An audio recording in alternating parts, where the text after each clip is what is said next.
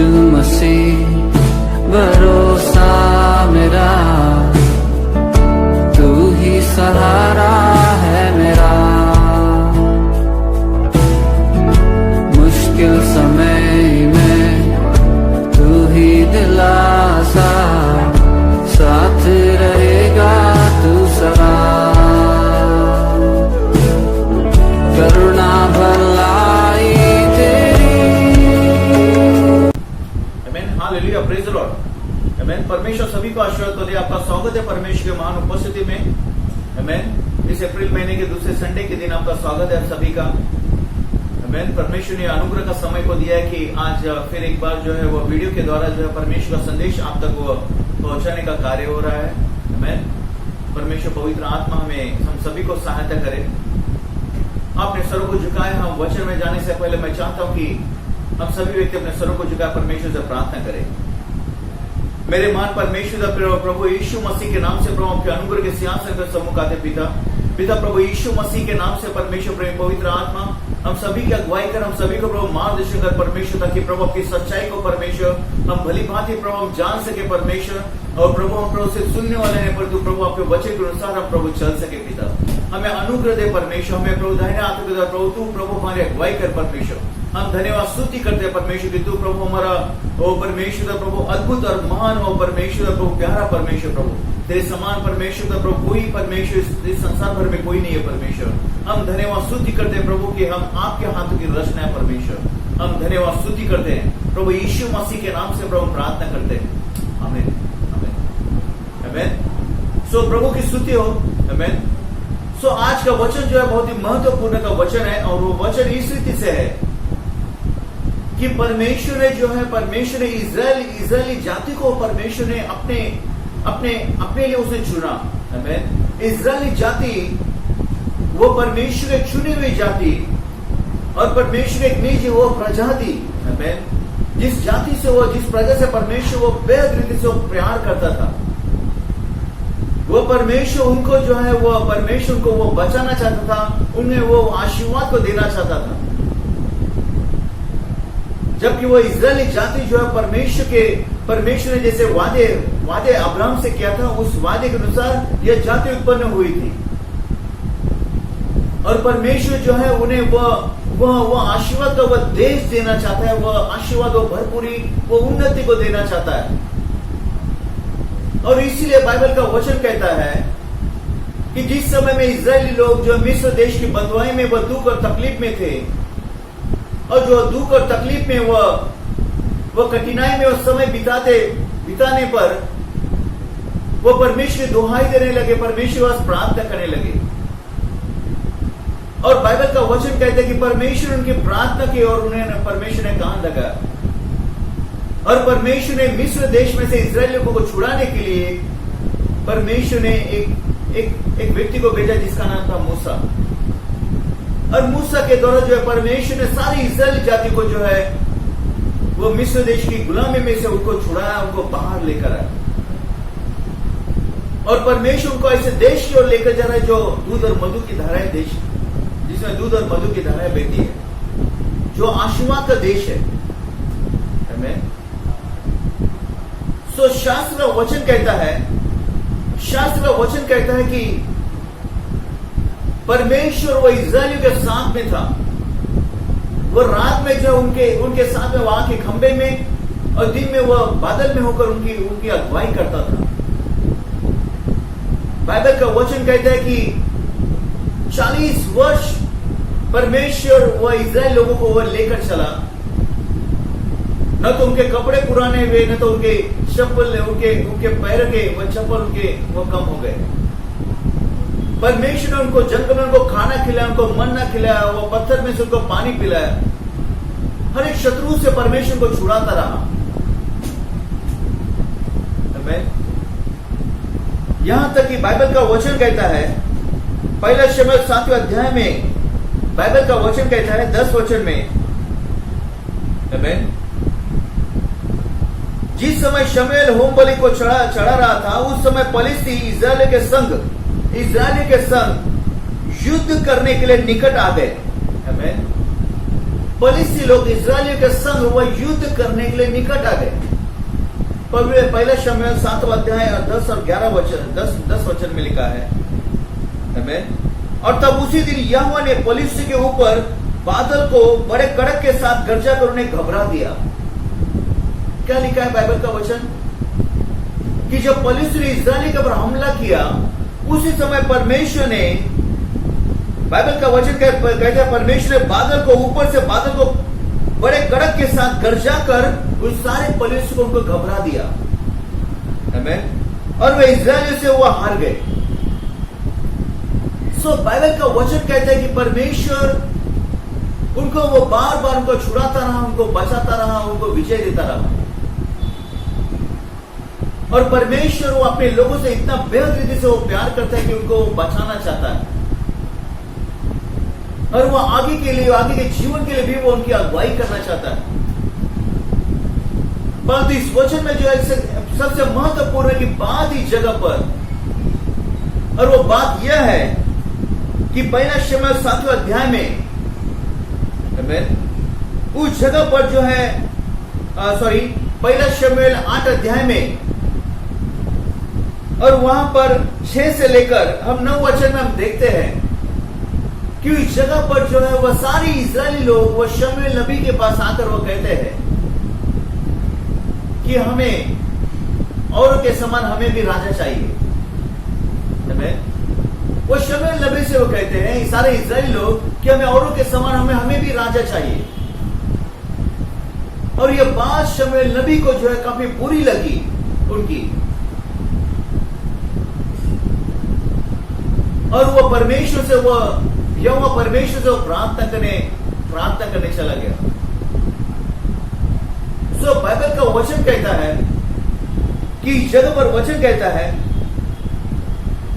8 अध्याय के 7वें वचन में, और यहोवा ने शमूएल से कहा, वे लोग जो कुछ तुझसे कहे उसे मान ले, क्योंकि उन्होंने तुझको नहीं परंतु मुझी को निकम्मा जाना है कि मैं उनका राजा न रहूं। परमेश्वर वो खुद वो शमूएल से कहता है, आमीन। वापस एक बार, और यहोवा ने शमूएल से कहा, वे लोग जो कुछ तुझसे कहे उसे मान ले, क्योंकि उन्होंने तुझको नहीं परंतु मुझी को निकम्मा जाना है कि मैं उनका राजा न रहूं। और वो आगे यह भी कहता है, जैसे जैसे काम वे उस दिन से, जब से मैं उन्हें मिस्र से निकाल लाया, आज के दिन तक करते आए हैं, कि मुझको त्याग कर पराए देवताओं की उपासना करते आए हैं, वैसे वे तुझसे भी करते हैं, आमीन। इसलिए अब तू उनकी बात मान, तो भी तू गंभीरता से उनको भली बात समझा दे, और उनको बतला भी दे कि जो राजा उन पर राज्य करेगा उसका व्यवहार किस प्रकार का होगा। यह बातें सबसे महत्वपूर्ण की है। आज वो विषय यही है, आज का विषय कि आज हमारा राजा कौन है। परमेश्वर खुद वह इस्राएलियों का वो राजा होना चाहता था, और परमेश्वर ने जो हर समय हर वक्त में परमेश्वर की जरूरत को पूरा करता था। परंतु सारे इस्राएलियों ने जो है शमूएल नबी के पास उन्होंने मनुष्य के समान मनुष्य को उनका राजा मांगा, और शमूएल को बहुत वो बात उनकी बात काफी बुरी लगी। वो परमेश्वर जब बात करने लगा, सब परमेश्वर जो वह शमूएल से कहता है कि उन्होंने तुझको नहीं परंतु उन्होंने मुझको ही निकम्मा जाना है। मेरा सवाल यह है आपसे, निकम्मा शब्द का अर्थ क्या होता है? निकम्मा शब्द जो है 8वें अध्याय के 7वें वचन में, उस शब्द का अर्थ क्या होता है? निकम्मा यानी किसी काम का नहीं। जबकि परमेश्वर उस गुलामी में से परमेश्वर को छुड़ा के लेकर आया, लाल समुद्र के बीच में से उनकी अगुवाई करके लेकर आया, जबकि जंगल में उनको खाना खिलाया, उस पत्थर में उनको पानी पिलाया, शत्रु से उनको बार बार बचाता रहा, उनको संकटों से उनको बचाता रहा, और वे लोग परमेश्वर के प्रति वो निकम्मा कहते हैं परमेश्वर को। और परमेश्वर यह भी कहता है कि जब से वो मिस्र देश में से निकले वो ऐसे ही करते आए, मेरा सवाल ये है, क्या आज का ये हम भी उस परमेश्वर को निकम्मा नहीं जान रहे हैं? क्या आज हमने उस महान परमेश्वर को छोड़कर हम और किसी को राजा होने के लिए हमने चुनाव नहीं किया है? हमें अपने आप को जांचना बहुत जरूरी है। वो परमेश्वर, वो खुद, वो आपका और मेरा वो राजा है, और राजा वो रहेगा और होना चाहता है। परंतु ये आपके और मेरे ऊपर निर्भर है कि हम दिन प्रतिदिन के दिन में जो है समय में हम अपने जीवन का, अपने परिवार का हम किसे राजा बनाते हैं। राजा वो होता है जो प्रजा की अगुवाई करे। राजा वो होता है जो अपने प्रजा के लिए अपने प्राण को दे। आमीन। और जबकि परमेश्वर ने शमूएल से कहा कि उनको बता दिया उनका राजा, आने वाला राजा, उनका कैसा व्यवहार, उसका कैसा व्यवहार होगा। और जबकि शमूएल नबी ने जो है उनके आने वाले राजा का उनका व्यवहार भी बताया। आप पढ़ सकते हो पहला शमूएल 8वें अध्याय में। फिर भी इस्राएली लोगों ने कहा कि नहीं, हमको अन्य जाति के समान हमको राजा चाहिए। परमेश्वर को यह बात बहुत बुरी लगी। आमीन। सो बाइबल का वचन कहता है, परमेश्वर वो कहता है 8वां अध्याय के 18वां वचन में, और उस दिन तुम अपने उस चुने हुए राजा के कारण, जब उस राजा के कारण, आपके ठहरे हुए राजा के कारण जब आप तकलीफ में आओगे, और तकलीफ के समय में जब तुम मेरी और दुहाई दोगे, प्रार्थना करोगे। सो बाइबल का वचन कहते हैं 18वां वचन, और उस दिन तुम अपने उस चुने हुए राजा के कारण दुहाई दोगे, यानी प्रार्थना करोगे। परमेश्वर कहता है, परंतु यहोवा उस समय तुम्हारी न सुनेगा। परमेश्वर कहता है मैं तुम्हारी नहीं सुनूंगा। आज हमने जो है अपने जीवन का राजा होने के लिए किसका चुनाव किया है? आज हमारे जीवन का, हमारे घर परिवार का राजा कौन है? वो परमेश्वर खुद, वो हमारा राजा है। वो ऐसा राजा है जो परमेश्वर ने जो है अपने आप पर मुझे बचाने के लिए अपने आप को कलवरी के क्रूस पर चढ़ा दिया। आपको और मुझे आशीर्वाद, चंगाई देने के लिए, शांति, आनंद देने के लिए, भरपूर उन्नति देने के लिए, हर एक मुसीबत से छुड़ाने के लिए, शैतान के हाथों से, उसकी चाल से, उसके बातों से उसको हमें बचाने के लिए। आमीन। उस यीशु मसीह ने अपने प्राण को, अपनी जान को कलवरी के क्रूस पर दे दिया। हमारे गुनाह, अपराधों को, बीमारियों को, श्रापों को लेते हुए कलवरी के क्रूस पर, कांटों के द्वारा, कीलों के द्वारा, कोड़ों के द्वारा क्रूस पर अपने निंदा उठाने के द्वारा, श्राप उठाने के द्वारा, लोगों के सामने ठट्टा होने के द्वारा, लहू बहाते हुए अपना, उसने आप पर मुझे जीवन को दिया, उद्धार को दिया, स्वर्ग को दिया, पिता से मिलाया, वो आशीर्वाद को दिया, वह शांति, आनंद को दिया। वो आगे भी वो आगे अगुवाई करेगा। वह कहता है मैं संसार के अंत तक मैं तुम्हारे साथ में रहूंगा, मैं तुम्हें कभी न छोड़ूंगा, न कभी त्यागूंगा। आज हमारे जीवन का, हमारे परिवार का राजा कौन है? क्या हमने इस्राएल के समान हमने अलग कोई राजा तो नहीं चुनाव किया? बाइबल का वचन कहता है रोमियो की पुस्तक में, रोमियो की पुस्तक में जो है बाइबल का वचन कहता है 8वां अध्याय का 6 वचन, शरीर पर मन लगाना तो मृत्यु है। वह कहता है शरीर पर मन लगाना तो मृत्यु है, परंतु आत्मा पर मन लगाना जीवन और शांति है। आमीन। क्या आप शरीर रूपी राजा पर आप ध्यान देना चाहते हो, या उस आत्मा पर, पवित्र आत्मा पर जो परमेश्वर स्वयं आपकी और मेरी अगुवाई करता है? आमीन। बाइबल का वचन कहता है शरीर पर मन लगाना तो मृत्यु है, पर आत्मा पर मन लगाना जीवन और शांति है। क्योंकि शरीर पर मन लगाना तो परमेश्वर से बैर रखना है, क्योंकि न तो परमेश्वर की व्यवस्था के अधीन है, न हो सकता है। और जो शारीरिक दशा में है वे परमेश्वर को प्रसन्न नहीं कर सकते। हर एक व्यक्ति अपने आप को जो है, हर एक व्यक्ति अपने आप को वह किसी न किसी हाथों में अपने आप को सौंपता है। इस संसार में जो है एक परमेश्वर की शक्ति, एक दुष्ट शक्ति है। क्या हमने अपने आप को जो है उस शैतान के हाथों में तो नहीं सौंपा है, जिसका अंत मृत्यु है? अगर हमने अपने आप को परमेश्वर के हाथ में सौंप दिया धार्मिकता का हथियार होने के लिए, तो बाइबल का वचन कहते हैं कि परमेश्वर आपको में इस्तेमाल करेगा उस शैतान के विरुद्ध में एक हथियार के अनुसार। आपको मुझे धार्मिकता का हथियार होने के लिए परमेश्वर को सौंपना बहुत जरूरी है, ना कि शैतान को। आज हमारा राजा कौन है? आमीन। कई सारे लोग जो है वो अपने आप की अपने आप में वो घमंड करते हैं कि मैं सब कुछ हूं, मैं सब कुछ हूं। परंतु बाइबल का वचन कहता है कि आप है ही क्या? आप बाप के समान हो, जो थोड़ी देर दिखाई देते हो बाद में गायब हो जाएगा।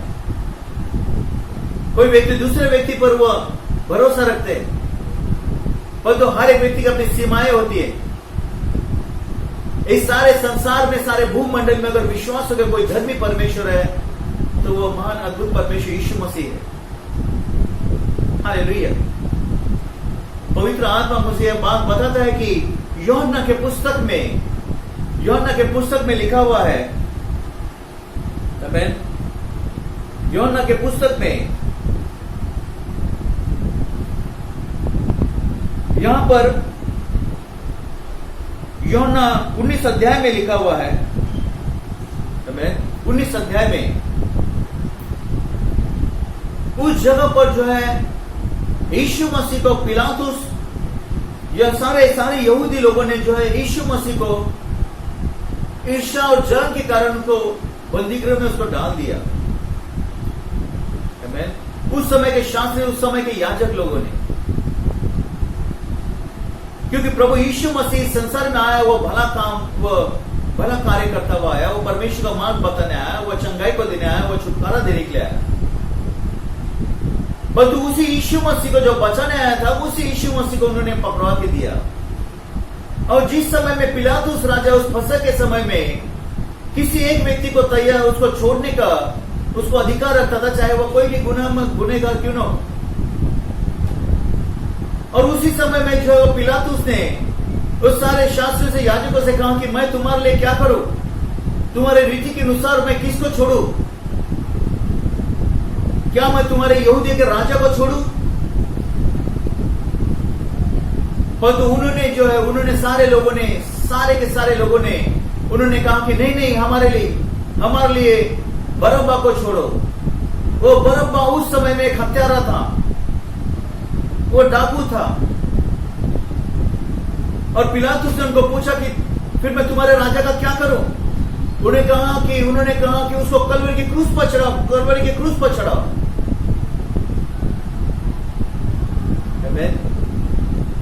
पिलातुस ने जान लिया कि सारे लोगों ने जलन और ईर्ष्या के कारण यीशु मसीह को पकड़वा के दिया है। और उसी समय पिलातुस ने जो है उस सारे लोगों के सामने अपने हाथ धो लिए के और कहा कि मैं के यीशु मसीह के लहू से मैं निर्दोष हूं। आप देखो आपको क्या करना है। आमीन। उस समय में जो है उन सारे लोगों ने यीशु मसीह को लेकर कलवरी के क्रूस पर चढ़ा दिया। जो यीशु मसीह आपको और मुझे बचाने के लिए, छुड़ाने के लिए, जीवन देने के लिए, आशीर्वाद देने के लिए, चंगाई देने के लिए आया, उद्धार देने के लिए, पिता से मिलाने के लिए आया, उस यीशु मसीह को कलवरी के क्रूस पर चढ़ा दिया। पिलातुस ने जो है उस कलवरी के क्रूस पर एक तख्ती लटका दी, एक दोष पत्र करके एक तख्ती लटका दी, जिस पर लिखा था 19 अध्याय का 19 वचन में, यीशु नासरी यहूदियों का राजा, यीशु नासरी यहूदियों का राजा। सारे यहूदियों ने उसे पढ़कर पिलातुस से कहा कि उस तख्ती को हटा दे, तख्ती मत लगा।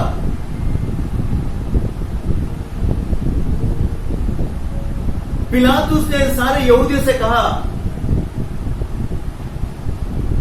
मैंने लिख दिया सो लिख दिया।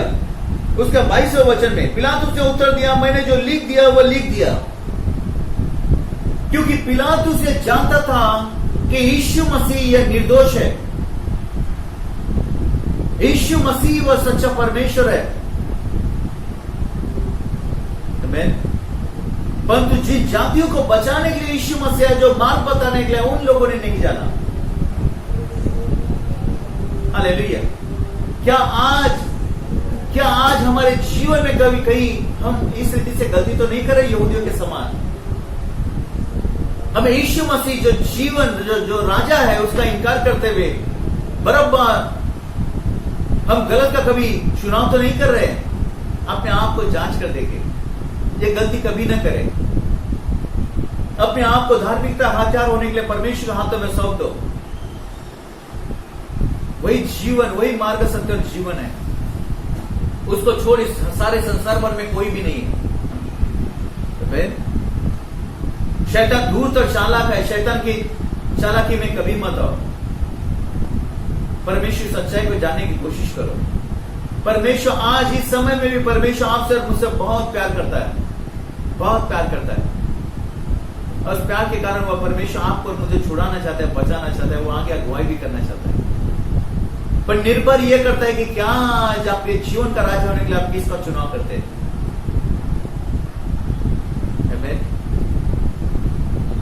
आपने सर को झुकाया परमेश्वर की महान उपस्थिति में और हम परमेश्वर से प्रार्थना करें। मेरे महान परमेश्वर प्रभु यीशु मसीह के नाम से प्रभु हर एक परमेश्वर भाई बहनों को, बच्चों को परमेश्वर पिता सुनने वाले प्रभु आपके पवित्र हाथ में सौंपते हैं। पिता प्रभु यीशु मसीह के नाम से प्रेम पवित्र आत्मा इस समय प्रभु वचन के द्वारा परमेश्वर हर एक हृदय से तो वार्तालाप कर। परमेश्वर जो परमेश्वर गलतियां इस्राएलियों ने की, परमेश्वर जो गलतियां परमेश्वर नए नियम में परमेश्वर यहूदी शास्त्री ने किया, परमेश्वर गलतियां हम न करें परमेश्वर, पर तो हमें सच्चाई की और परमेश्वर प्रभु हमें देखते सच्चाई के अनुसार हमें चलने के लिए हमें अनुग्रह दे परमेश्वर। प्रभु तू परमेश्वर हमारे जीवन का वो हमेशा हमेशा का प्रभु परमेश्वर, आप हमेशा हमेशा का राजा हो प्रभु, हमारे चरवाहा हो प्रभु। इस समय से लेकर आगे के लिए प्रभु आप ही प्रभु हमारी अगुवाई करें परमेश्वर। आपको छोड़ हमारे जीवन का राजा और कोई नहीं परमेश्वर, सिर्फ और सिर्फ प्रभु आप ही हो परमेश्वर। हमारी अगुवाई कर, हमें मार्गदर्शन कर, हमारे जीवन में आत्मिक आर्थिक जीवन में आशीर्वाद को दे परमेश्वर। आपकी सत्यता की राह पर चलने में अनुग्रह दे परमेश्वर।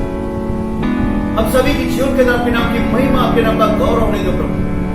यह वचन का बीज अच्छा हमारे प्रभु जीवन में अच्छी भूमि में प्रभु बोया जाए और आपकी महिमा गौरव के लिए 100 गुना फल को लेकर आए। प्रभु यीशु मसीह के नाम से प्रार्थना करते हैं, आमीन आमीन।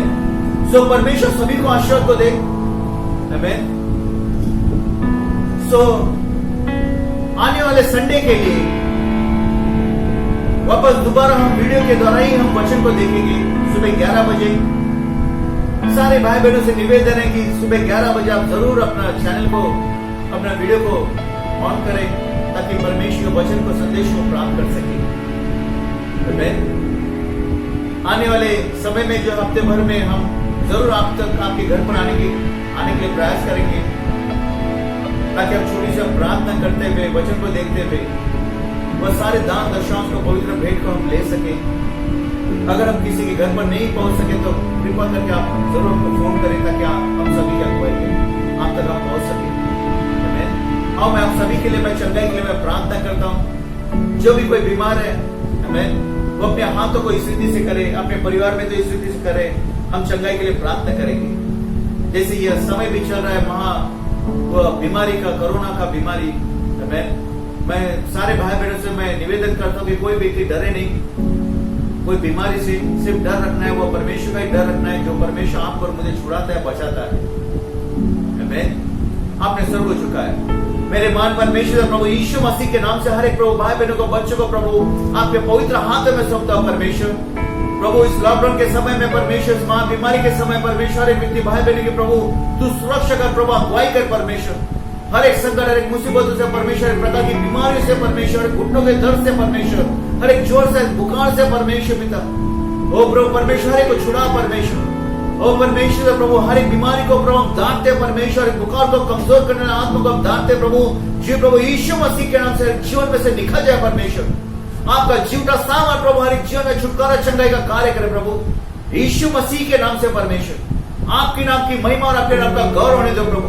हम धन्यवाद स्तुति करते हैं परमेश्वर कि प्रभु आपने प्रभु यीशु मसीह के नाम से हर एक व्यक्ति को प्रभु आपने चंगा किया, प्रभु छुड़ाया परमेश्वर। हम धन्यवाद स्तुति करते हैं। सारी महिमा गौरव आपको देते हो प्रभु, यीशु के नाम से प्रार्थना करते हैं, आमीन आमीन। सो परमेश्वर सभी को आशीर्वाद को दे, आमीन। सभी व्यक्ति अपने घर पर रहे, ज्यादा घर से बाहर न निकले, आमीन। बिना काम के घर से बाहर न निकले, ज्यादा से ज्यादा घर पे रहे, मैं सावधान रहे, और हम सभी के लिए हम निरंतर प्रार्थना में हैं, और आप भी हमारे लिए प्रार्थना करें प्रभु यीशु के नाम से, आमीन।